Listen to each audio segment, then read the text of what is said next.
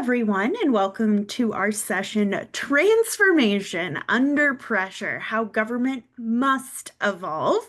Hello, my name is Emily Jarvis, and I'm the Senior Manager for Events here at GovLoop, and today I am also your host, so thanks so much for joining me. And a special thank you to our sponsors at NVIDIA, Pure Storage, Avanti, and CyberArk for helping us put on this session today. So let's get right into it because what is the state of government transformation in 2025 and how prepared are agencies to meet the challenges of a rapidly evolving world?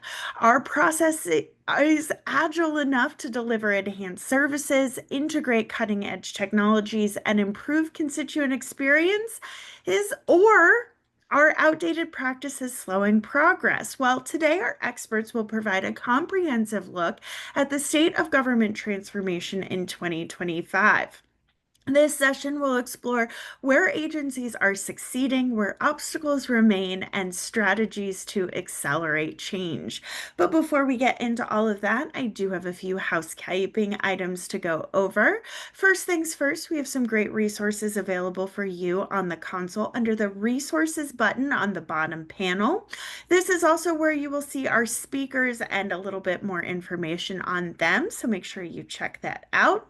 Of course, if you need the closed captioning feature, just look for that show captions icon along the bottom right-hand side of your panel. Now, we hope you don't have any technical difficulties, but they can and do happen. And if they do, send a message to that Q&A tab, and one of my GovLoop colleagues will get you all sorted out. You can use that same tab to submit questions to our speakers, and we want your questions, so put them in early and often. You can also chat with your fellow Govies using that chat button in the bottom panel. And finally, we are recording this training, so check your inboxes tomorrow because we'll email you a link to you so you can watch the entire session on demand. All right, with all of that housekeeping out of the way, let me introduce you to our speakers. Joining us, we have Zarina Baber, who is the Assistant Commissioner and the Chief Transformation Officer for the State of Minnesota's IT Services. We also have Dean Kester, who's the Vice President for Federal at NVIDIA. Michael Reamer, who is the Senior Vice President for Network Security and Group and Field CISO at Avanti. We have Kazir Sultan, who is the Vice President for CyberArk Identity Solutions, and Brian Thomas, who's the Vice President for U.S. Public Sector at Pure Storage. Thank you all so much for being here. And to better understand each of our speakers' perspectives on transformation, I sat down for one-on-one interviews with them. Here are those conversations.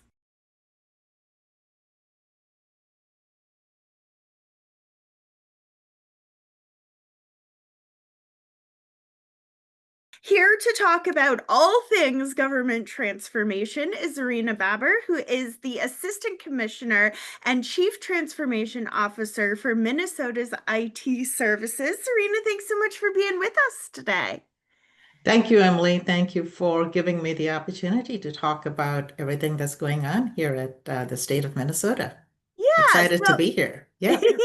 Perfect. Okay, so let's get into it because there are a lot of moving pieces happening right now. So break it down for me a little bit. What are some of the latest strategies, technologies, frameworks? Which ones around here are really you all working towards as you work to improve and transform government this year and into next? Yeah, this is a very exciting time here in the state and the work that we're doing. In 2025, besides AI, cybersecurity, and migration of services and infrastructure to Microsoft Azure, our transformation efforts are being driven in a couple of different areas.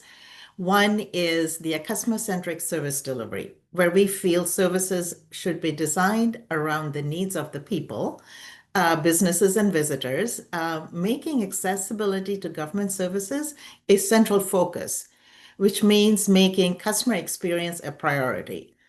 So besides making it easy and efficient and pleasant for citizens to get what they need, it's also important for us to understand how people feel about their interactions with our agencies. Not just the initial interaction through the website or automated forms, but across the entire journey before, during, and after using our products and services. So, whether they're applying for benefits, renewing a license, paying taxes, or just finding any information that they need. So enable us to move in that direction, we launched into a product-centric operating model. And along with that, agile delivery of outcomes, right? Moving from a project-based work to product-based delivery where we feel cross-functional teams collaborate continuously to improve services over time. So we utilize human-centered design and leverage data and insights from our conversations with our customers to adapt quickly to changing needs and delivering value to our citizens frequently, optimizing their experience and meeting their needs. So I do have a couple of examples, if I may, Emily, Yes, share with you. please.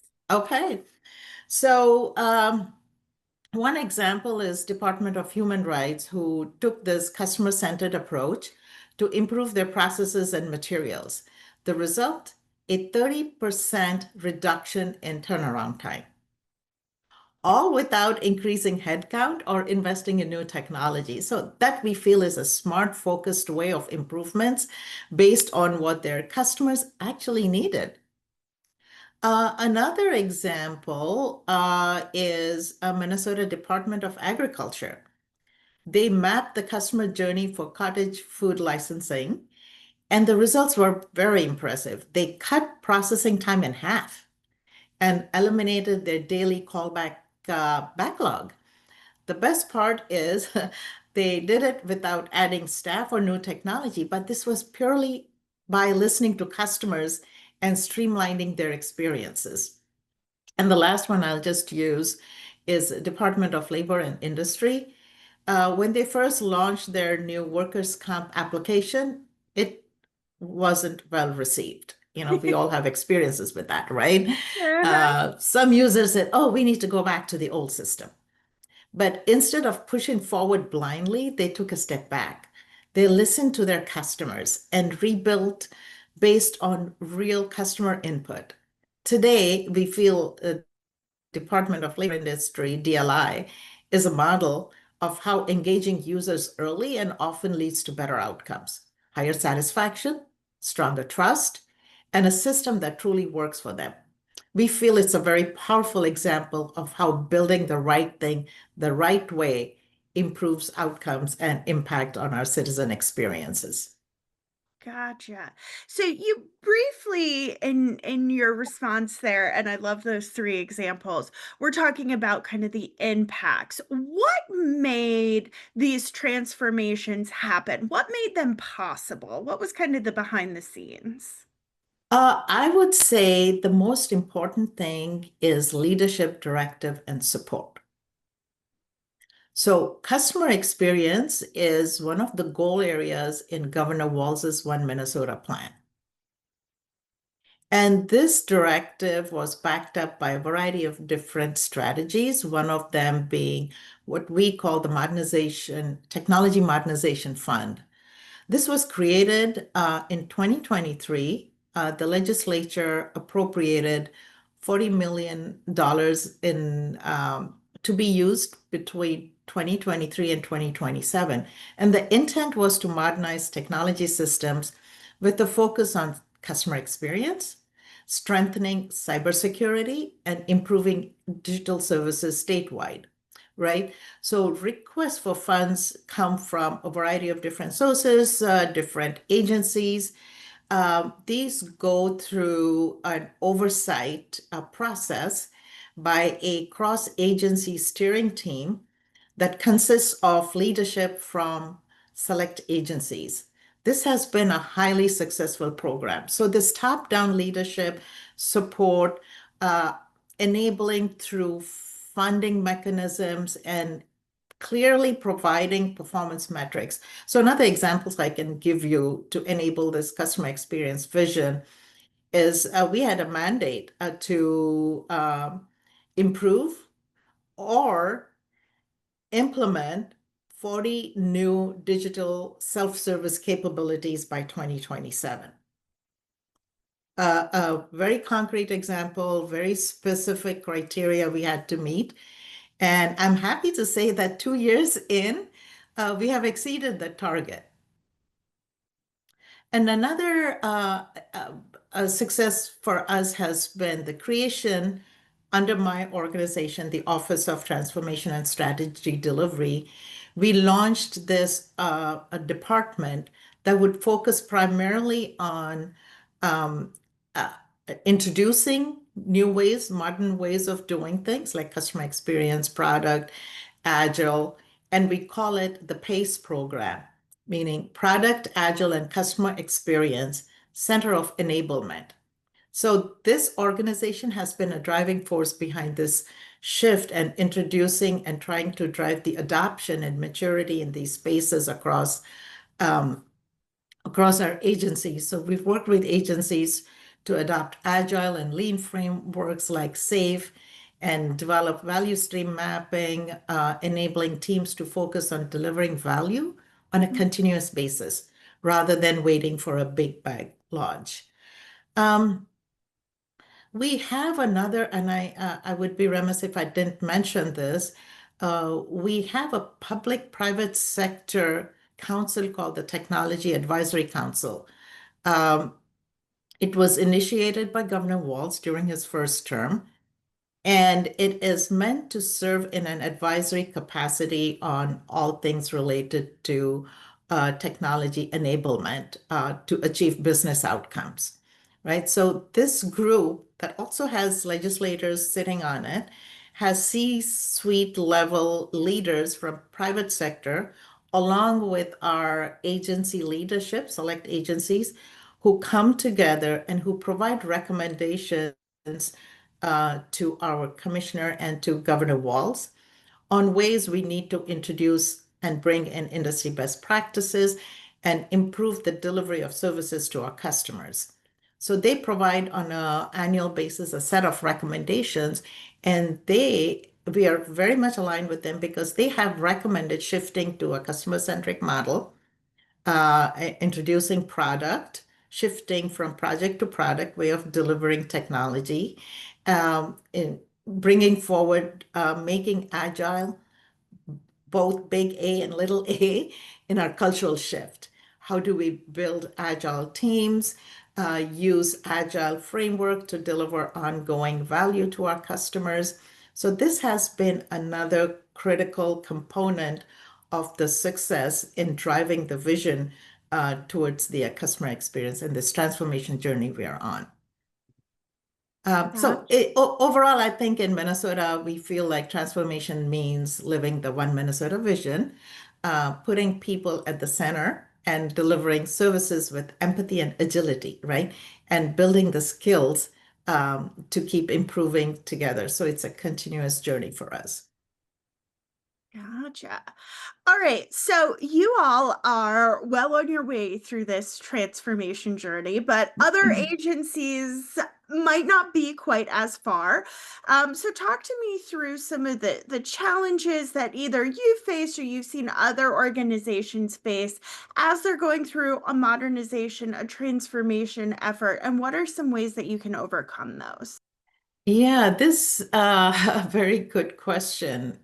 So it's a, obviously it's a very complex organization. And the way we've been doing things has been consistent over many decades, right? So the first thing I would call out in terms of challenges is the legacy system complexities. By system, I mean not just the technology or the platform, but I'm talking about people, processes, as well as technology. Like other states, Minnesota also had fragmented technology, fragmented data. Data resided in multiple disparate systems, siloed operations, and the ownership of processes was also siloed, making end-to-end improvements difficult. From a customer's perspective, we feel that they don't really need to know which agency is providing them services, which system is providing them services, right? From their perspective, all of that should be agnostic to meet the needs that they have. So we also feel that this has this complexity within the people, process, and technology related to legacy systems, limits flexibility, right? And creativity and the use of data. And the culture is that becomes slow to adopt modern approaches. Along with that, we have staff and leaders who may be hesitant to move away from familiar project-based ways of working or delivering technology. Added to that, fear of job or service disruption, um, skill set gaps, and having to learn a whole new way of doing things where they may actually lose some control of how they can actually work to serve the customers. So these are some of the core challenges we face. Also, along with that, pressure for quick wins can overshadow how we focus on a continuous transformation and long-term sustainable achievements of our services for our customers. So these are some of the highlights, Emily, that we have experienced in our journey. And Gotcha. in terms of how to overcome them, we have made organizational change management approach a core way to bring forward this transformation work. So what we've done is we have established at multiple levels, um, uh, uh, bringing forward a set of core change agents. We have a very lean team in the enterprise minute, IT, where I work. But what we established a cross-agency, what we call TPT, Transformation Practitioners Team. This is mid-management leadership, PMO leaders, and other managers, and as well as their agency partners. What we tend to do is take a unified approach to change. We work closely with not just our IT staff or our PMO staff, but we also want to ensure that our business partners are part of the journey and are coming along on our journey. So this TPT as a change practitioners team is very critical to our bringing forward new ways of doing things. And it's also about standardization through tools, building the data quality that is needed for our executives to make some critical decisions on their priorities and to truly understand the true state of where their projects and initiatives are at. Along with that, we had introduced the modernization playbook, which was first introduced in 2020 by our Technology Advisory Council. It's a comprehensive framework that helps standardize many components for an outcomes delivery lifecycle.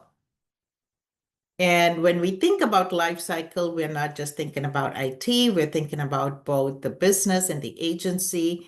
So that requires both agency leadership to also think about business process reengineering, business process redesign, and not to just focus on bringing in technology to enable the old ways of doing things, but to think through business process redesign from a customer's perspective. That's why that continuous customer feedback is so important. We launched early adopter programs. We're taking an incremental approach to this change that we're bringing into Minnesota across the agencies.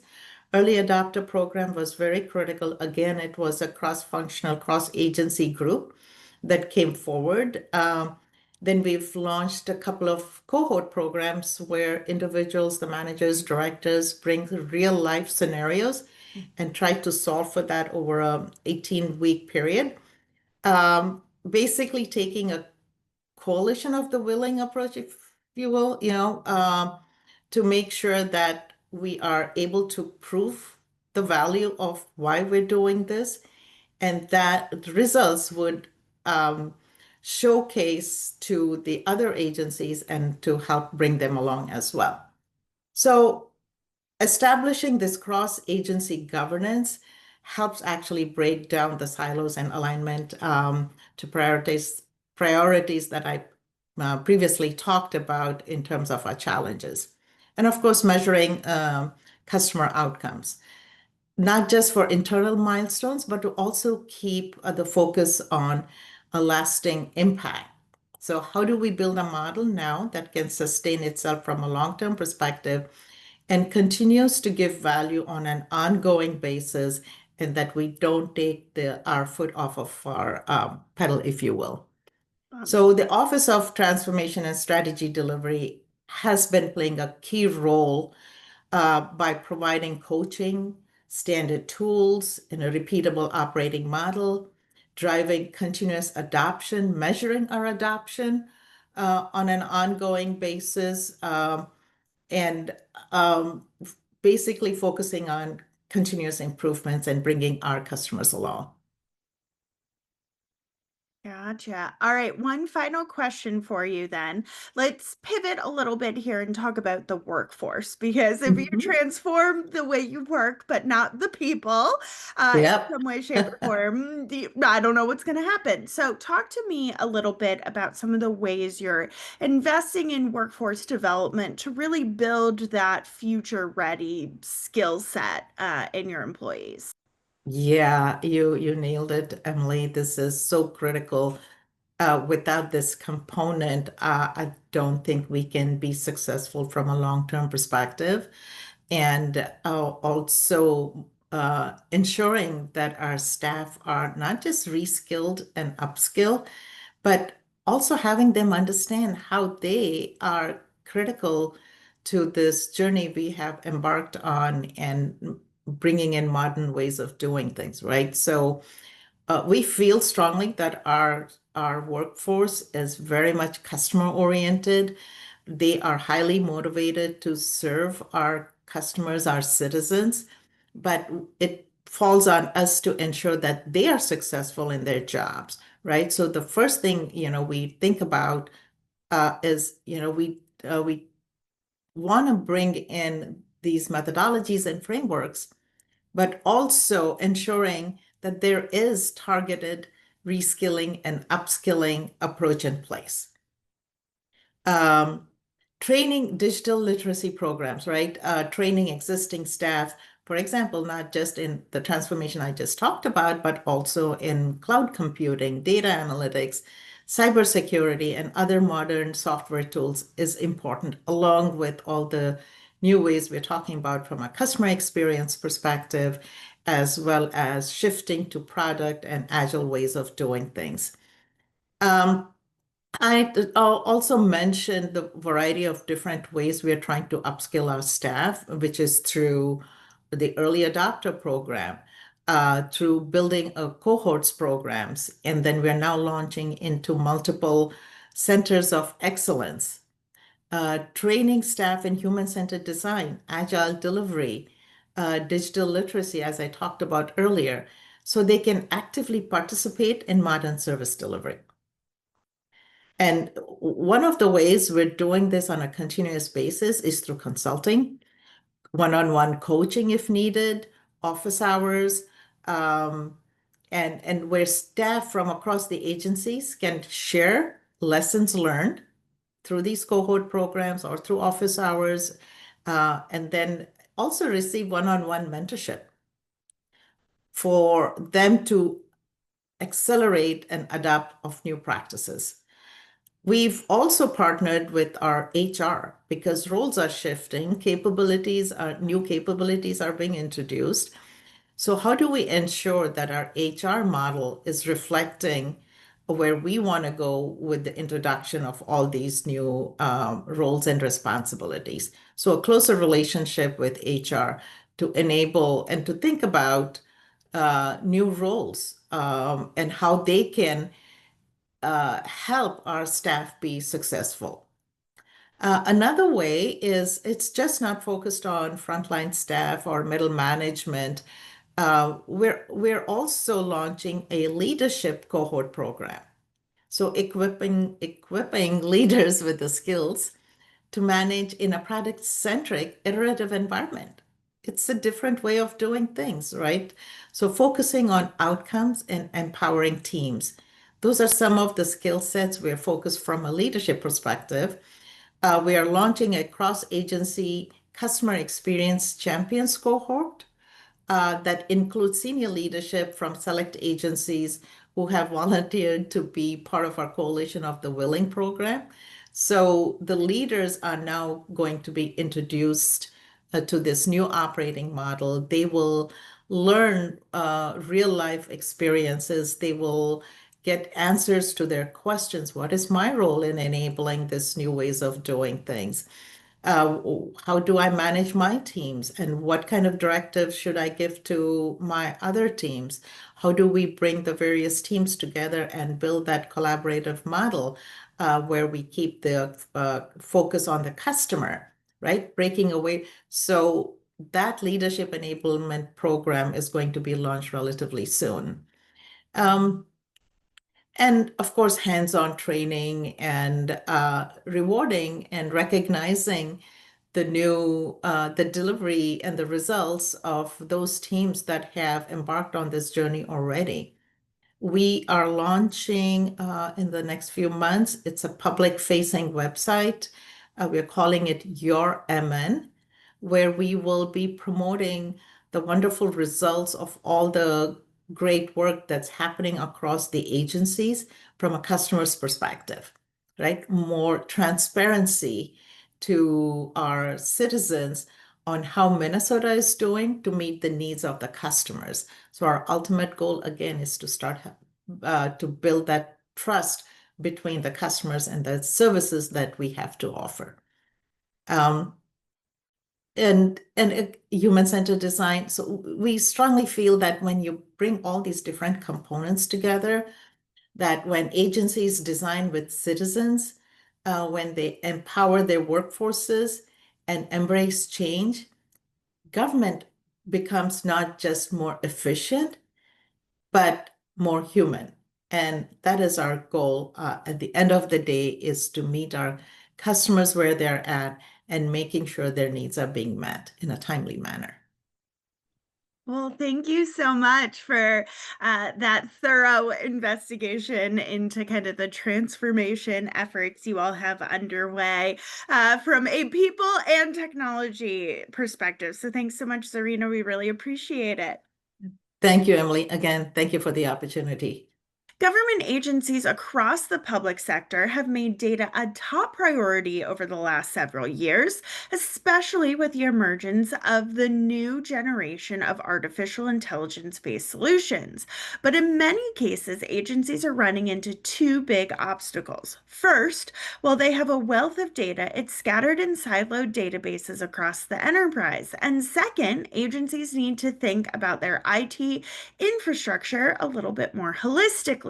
So, to better understand these challenges, I sat down with Pure Storage's Brian Thomas and NVIDIA's Dean Kester to get a handle on the problems. Here's their conversation.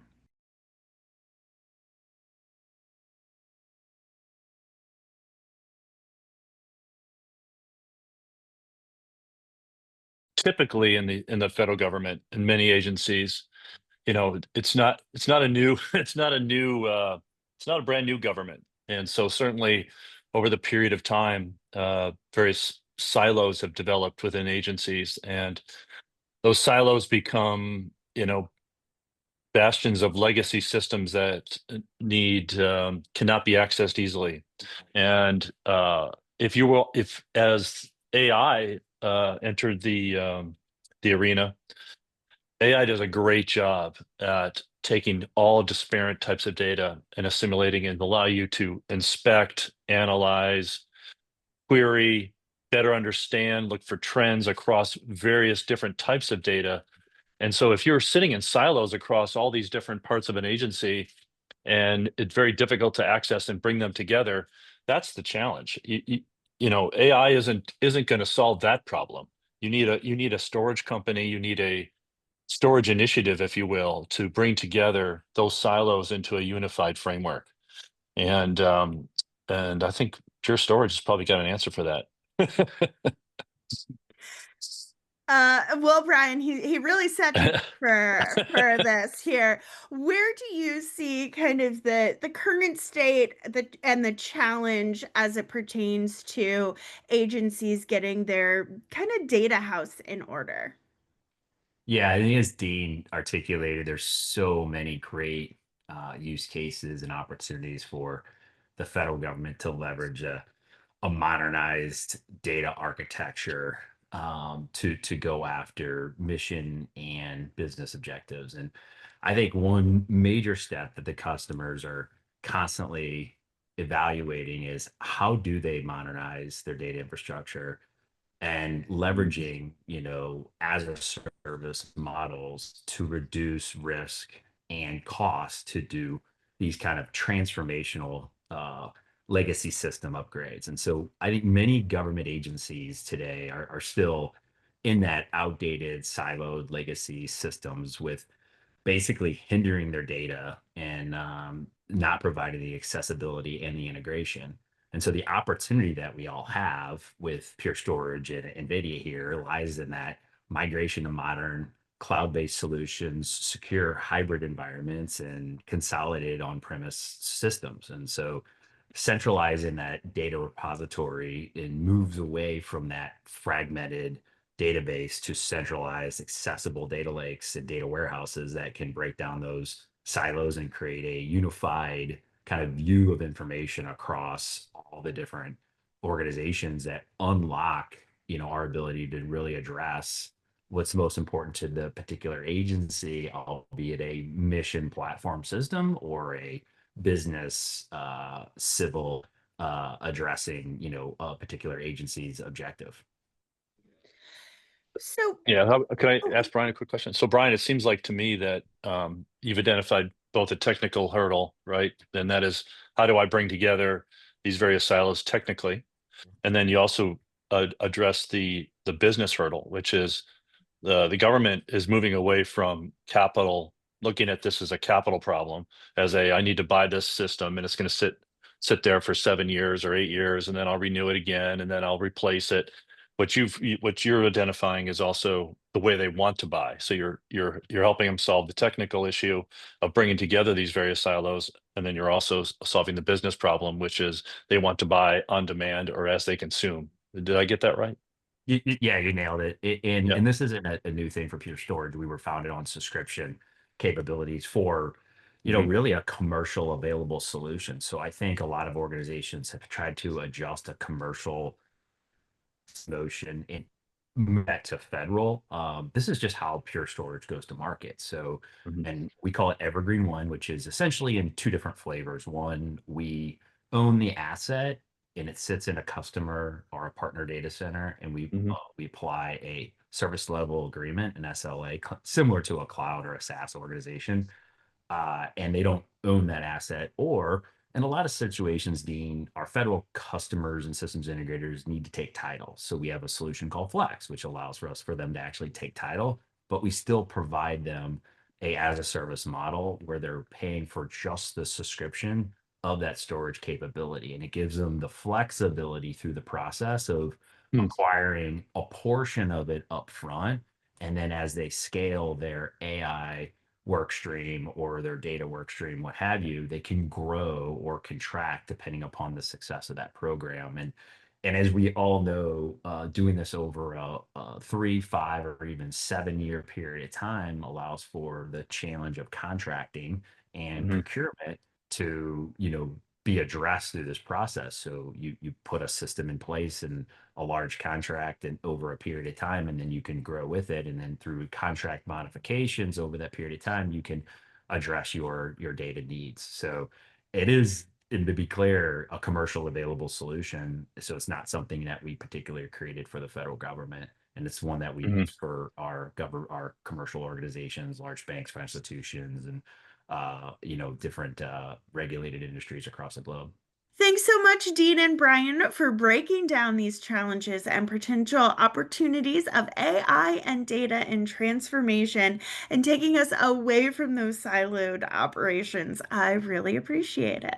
Government employees make ample use of cell phones, tablets, laptops, wireless printers, and other mobile endpoints that connect to agencies' networks from locations near and far.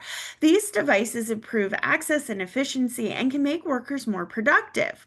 But faced with a dramatic increase in non state and other cyber threats, agencies have come to realize that these off premise devices are a significant vulnerability.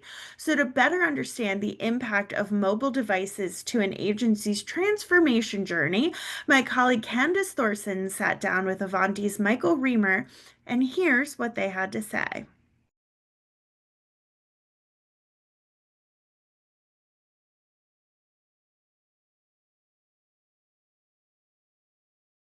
We want to be able to have a protected network and understand how devices are going to gain access to that network.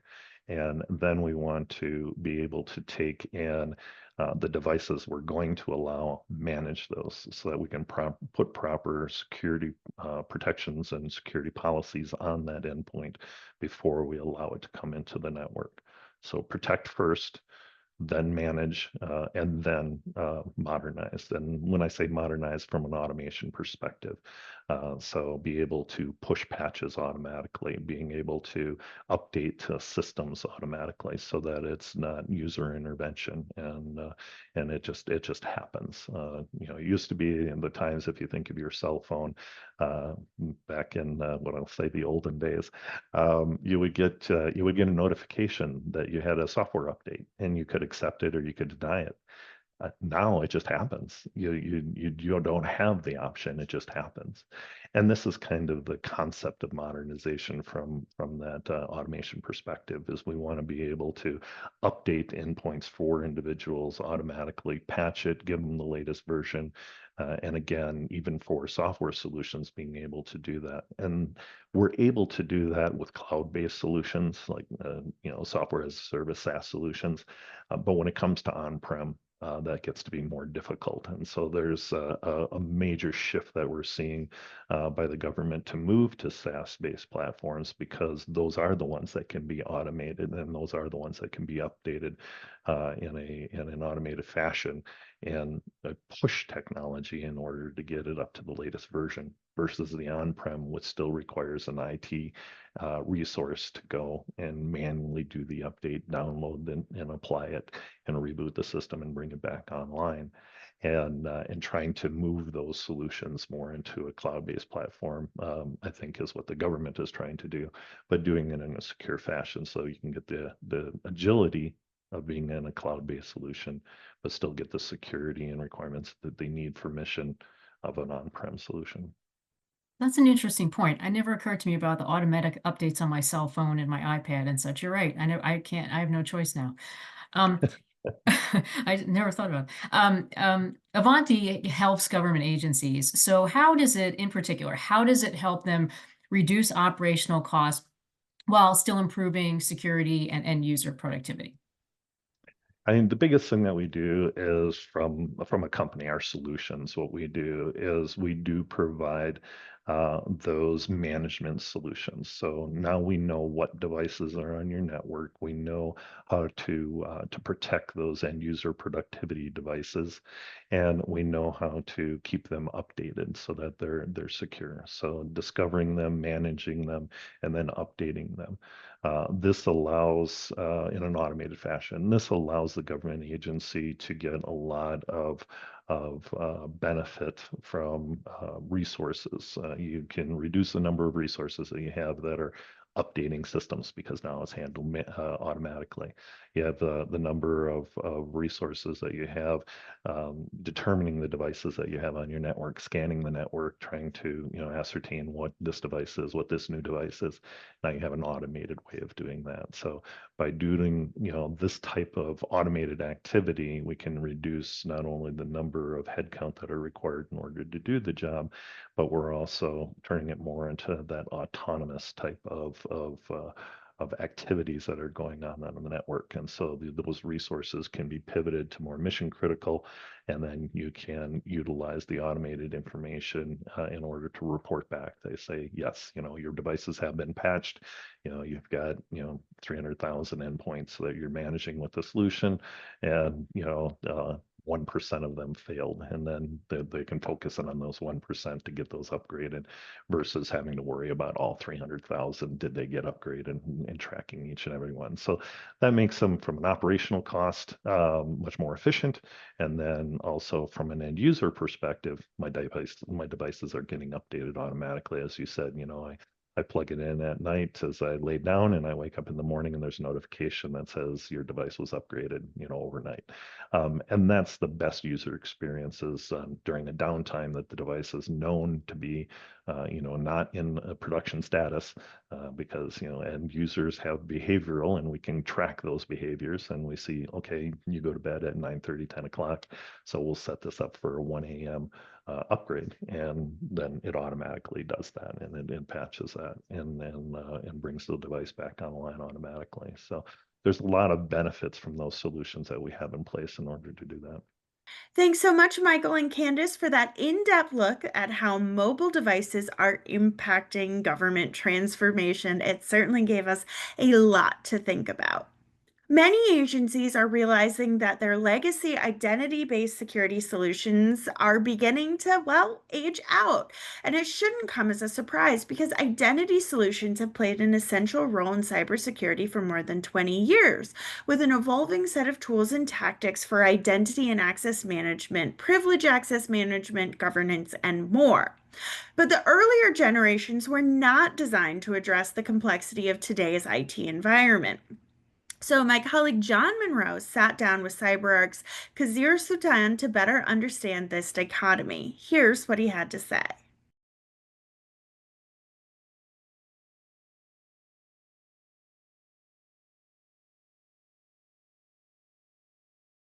Here at CyberArk, we talk a lot about identity security. It is our kind of the main industry that we operate in.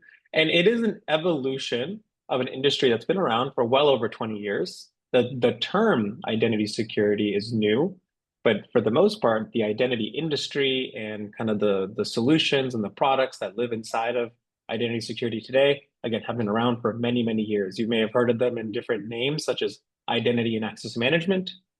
There's identity governance and administration, there's privilege access management, and then there's a variety of other kind of components that make up identity security.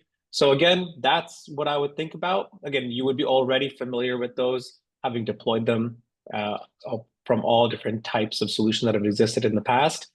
What we're seeing now is that we're in what I would call the third or fourth generation of these identity solutions. And when we talk to agencies, when we talk to even enterprise companies, they tell us that they're like 1 or 2 generations back, and they're looking to kind of skip and get onto something more modern, especially because the demands of their organizations are increasing and they need the agility. And what users are expecting in terms of an experience is also, rapidly moving forward. So it's important that agencies are also thinking about that digital transformation. And they're also in a hybrid era too, because they're adopting SaaS, and they've got kind of previously self-hosted solutions all being utilized together. And it's really important that we can kind of bring something that gives them like a solution for the next 10 years. All right, well, let's talk about some of the drivers for that. What are some of the big challenges or the big pain points that agencies face around identity right now? Yeah, you know what? The first thing that comes up is moving to the cloud. There is a lot of being asked of agencies and expectations of agencies to move to the cloud, but not everything is so easily moved. That comes up a lot in our conversations. A lot of the technologies that you would buy, that even we sell to enterprise organizations, they are reliant, or they're heavily dependent on technology integrations with third-party applications and solutions. So therefore, everything needs to either work together, or we need to figure out a way to make something standalone that agencies can use as well. That ends up being kind of a bit of a challenge that we have to work through along the way. Security is the main part of kind of identity security. As you can imagine, having said that, the more you talk about security, the less you're talking about all the other aspects like productivity or scale or logistics or deployments and things and so on. We probably will talk about this here in a few more minutes, but security ends up being something that's like the main focus, but detracts from some of the other areas that really deserve a lot more attention as well. There's budget, obviously, especially in the climate that find ourselves in today, and then there's culture around kind of these solutions. What we want to bring in, what makes sense, what's broken, what needs to be renewed. These are just some of the common challenges that we come across, and agencies bring it up to us the most. But we find it even in kind of when we talk to consumer and customer environments as well. All right. Well, let's talk about kind of the actual employee experience, because we all know that's so critical, to cyber. So to what extent do you see employees kind of recognizing the importance of security, versus, say, seeing it as an obstacle? And how does that factor into all this? In my eyes, the employee, the end customer of every agency is recognizing that all of this is much, much better for them. People can, in 2025, they can sense when something doesn't feel secure to them or something was overly easy for them to access. Because you wouldn't want that same feeling when you log into your bank account or your 401k or your brokerage account. Like, you want to feel like it was a little bit challenging to get into it, because it then feels like others cannot if they didn't have the credentials that you have. So I tend to find that employees are totally like open to whatever changes they are going to be pushed upon them, as long as they are not antiquated solutions. If there's something modern, right? If I have to download an app on my phone, if the app doesn't feel like it was made in the 1990s, if I have to do some sort of MFA factor, I'm not just going back to the basics of doing like a difficult like SMS MFA factor, a push notification, a fingerprint, a face ID. Much more preferred, a lot faster, very seamless. We're all very used to those types of methods. There's no reason why you can't bring them into the enterprise or into an agency. And even today, now, most organizations are pushing towards more of a passwordless like options as well, which then eliminates a lot of the kind of the back and forth between the employee and the service we're trying to get to. Thanks so much, Kazir and John. I really appreciate you both breaking down. Well, now is the time to take an identity-first approach to security as a enabler of transformation. I really appreciate the perspective. Unfortunately, we are out of time today. I want to thank our wonderful speakers for sharing their insights with us today. A few reminders before we log off. We do have those resources available for you to download, so make sure you check those out. We'll also be sending you an on-demand version of this training, so look for that in your inboxes. But on behalf of GovLoop, NVIDIA, Pure Storage, Avanti, and CyberArk, I hope you enjoyed today's session all about transformation. And as always, we really appreciate and value the work that you do. So thanks for taking the time out of your busy schedules to join us this afternoon. Have a great rest of your day, and we'll see you at our next training. Bye, everybody.